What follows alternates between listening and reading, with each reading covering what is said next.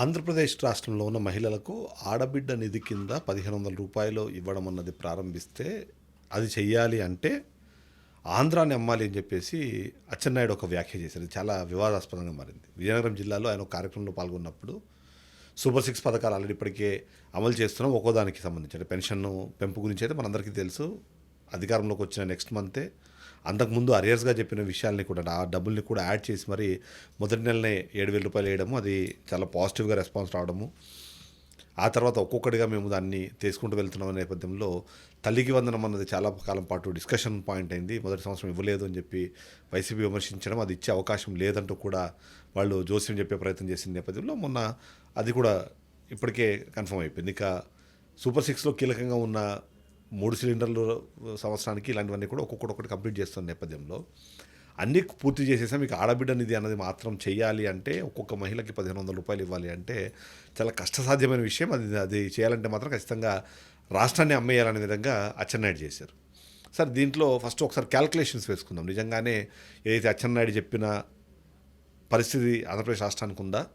ఆంధ్రప్రదేశ్ రాష్ట్రంలో ఉన్న మహిళలు ఎంతమంది, అసలు ఆడబిడ్డ నిధికి సంబంధించిన ఆ పథకం ఏంటని చూస్తే ఆ పథకం ప్రకారం 18 నుంచి 50 సంవత్సరాల లోపు ఉన్న 59 సంవత్సరాల లోపల ఉన్న మహిళలందరికీ కూడా ఈ పథకాన్ని వర్తింపజేసేలాగా, తద్వారా ఒక్కొక్కరికి రూ. 1,500 ప్రతి నెల వేసేలాగా ఆ పథకం అన్నది సూపర్ సిక్స్ భాగంగా చెప్పారు. సార్, ప్రజలు ఓటేయడానికి ఎన్ని కారణాలు ఉన్నా ఆ కారణాల్లో ఖచ్చితంగా ఈ ఆడబిడ్డ నిధి, ఎందుకంటే ప్రతి నెల ఆడపిల్లలకి ఒక రూ. 1,500 వస్తుంది, మహిళలకు రూ. 1,500 వస్తుంది అంటే అది ఖచ్చితంగా ఆలోచించేది ఒక విషయం. ఆ విధంగా సంవత్సరానికి దాదాపుగా రూ. 18,000 ఒక్కొక్క మహిళ అకౌంట్లో పడే అవకాశం ఉందనే ఆశతోనే ఓట్లు వేశారు. అన్నది కొంతసేపు కరెక్ట్ అని నమ్ముదాం మనం. ఇక నిజంగానే ఏంటి, రాష్ట్రం నమ్మితే తప్ప ఆడబిడ్డ నిధిని మనము చేయలేమా అన్న ప్రశ్నకు సమాధానం ఒకసారి వెళ్తే, ఒకసారి జస్ట్ ఒక రఫ్ క్యాల్కులేషన్ వేద్దాము. రాష్ట్రంలో మొత్తం ఎంతమంది మహిళలు ఉన్నారంటే దాదాపుగా 2,10,00,000 మంది, అఫీషియల్ లెక్కల ప్రకారం 2,10,00,000 మంది వాళ్ళు ఉన్న నేపథ్యంలో వాళ్ళకు ఒకవేళ ఒక్కొక్కరికి 1,500 చొప్పున అకౌంట్లో వేయాలంటే దాదాపు 313 కోట్లు ఎవ్రీ ఇయర్ మనకు అవసరమో, ఎవ్రీ మంత్ మనకు అవసరం అవుతాయి. అలాంటిది సంవత్సరానికి క్యాల్కులేట్ చేస్తే 1236 అంటే దాదాపుగా 3,600 నుంచి 3,700 కోట్లు డబ్బులు అవసరం అవుతాయి. ఇది ఒకవేళ సంఖ్య తగ్గితే ఈ నెంబర్ మళ్ళీ తగ్గుతుంది, అది వేరే క్యాల్కులేషన్. సో ఆ లెక్క ప్రకారం సంవత్సరానికి 3,600 కోట్ల రూపాయలు మహిళలకి కేటాయించాలంటేనే రాష్ట్రాలని అమ్మాల్సినంత పరిస్థితి ఉందా అన్నది ఇప్పుడు మహిళలు, ప్రతిపక్షాలు వేస్తున్న ప్రశ్న. దీనికి సమాధానం చెప్పాల్సిన బాధ్యత ఎవరిది? అచ్చెన్నాయుడు. సరే, ఎందుకు ఇలాంటి వ్యాఖ్య చేశారు అనే పరిస్థితి మనం ఒకసారి చూద్దాం. దీంట్లో కొన్ని పాయింట్స్ ఏవైతే కూటమి ప్రభుత్వం తీసుకొస్తుందో ఆ కూటమి ప్రభుత్వం మొదటి నుంచి చెప్పింది, వైఎస్ జగన్మోహన్ రెడ్డి చెప్తున్నట్లాంటి సంక్షేమ పథకాలని మేము కంటిన్యూ చేస్తూ ఇంకా కొత్త పథకాలు ఇస్తాము, మరింత మెరుగ్గా వీటిని మేము అందిస్తామని. అందులో భాగంగా మేము చూస్తే ఇప్పుడు తల్లికి వందనం అన్నది అమ్మఒడి పథకం. అమ్మఒడి పథకంలో ఏంది, సంవత్సరానికి 15,000 చొప్పున ఒక్కొక్క కుటుంబంలో అంటే ఒక్కొక్క తల్లికి ఇస్తాము. సో అమ్మఒడి అన్నారు కంటే ఒక్కొక్క అమ్మకి ఒక్కొక్క రూ. 1,000 ఇస్తాం, 1,500 ఇస్తాం మేము. సో తద్వారా వాళ్ళకి ఎంతమంది పిల్లలు సంబంధం. కానీ తల్లికి వందనం ఏంటి, ఒక మహిళకి ఎంతమంది పిల్లలు ఉంటే అన్ని 15,000 ఇస్తామన్నారు. సో దానికి సంబంధించి ఎప్పటికప్పుడు మనం చూస్తున్నాం. దానికి సంబంధించి కూడా ఒక రకమైన వాదన వినిపిస్తుంది. అందులో 2 వర్షన్స్. ఒకటి, 67 లక్షల మంది కాదు, 83 లక్షల మంది తల్లులు ఉంటే వాళ్ళకి పిల్లలు ఉంటే 67 లక్షల మందికి మాత్రమే డబ్బులు పడ్డాయి, 16 లక్షల మందికి ఎగ్గొట్టేశారు అన్నది ఫస్ట్ పాయింట్. రెండోది, 15,000 వేస్తామని ఎలాంటి కటింగ్స్ లేకుండా. ఎందుకంటే గతంలో అదే జగన్మోహన్ రెడ్డి అమ్మఒడి పథకంలో 15,000 పేరుతో 14,000 వేసినా, 13,000 వేసినా, 13,500 వేసినా, ఇవన్నీ వేసినా మిగిలిన డబ్బులన్నీ ఆయన జేబులకు వెళ్ళిపోతున్నాయని చెప్పి మాట్లాడిన టీడీపీ పార్టీ కూటమి ప్రభుత్వం ఆ తర్వాత అధికారంలోకి వచ్చిన తర్వాత 2,000 కట్ చేసి 13,000 వేసింది. ఆ 13,000 కూడా అందరికీ వెళ్ళలేదు అన్నది ఇప్పుడు ఆరోపణ.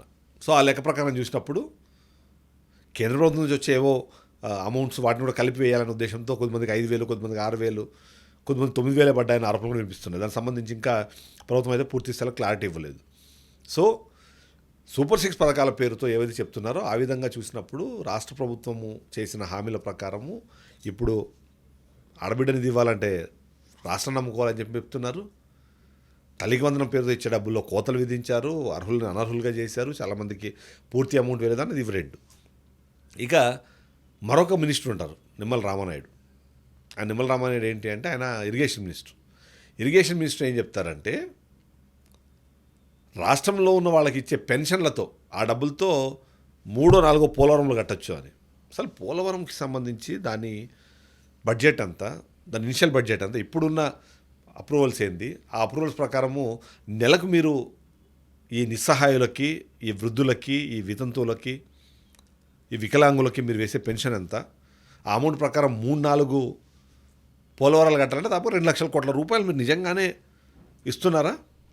దానికి సంబంధించి ఏమైనా మీకు ఆ లెక్కలు ఏమైనా తెలుసా? ఆ లెక్కలు ఎక్కడైనా ఉన్నాయి మీ దగ్గర? 2 లక్షల కోట్లు నిజంగానే పెన్షన్ల పేరుతో మీరు ప్రజలకు ఇస్తున్నారా? అంటే డైలాగులు మీరు మాట్లాడేస్తున్నారు, అది ఫ్యాన్సీగా వినిపిస్తున్నాయి కానీ but situation is entirely different. ఆడబిడ్డది ఇవ్వాలంటే ఆంధ్రప్రదేశ్ అమ్మేయాలి, 4 పోరవాళ్ళు కట్టేంత డబ్బుల్ని తీసుకెళ్ళి మనము పెన్షన్ల పేరుతో వేస్ట్ చేస్తున్నాం అనే టైప్లో మాట్లాడుతున్నారు.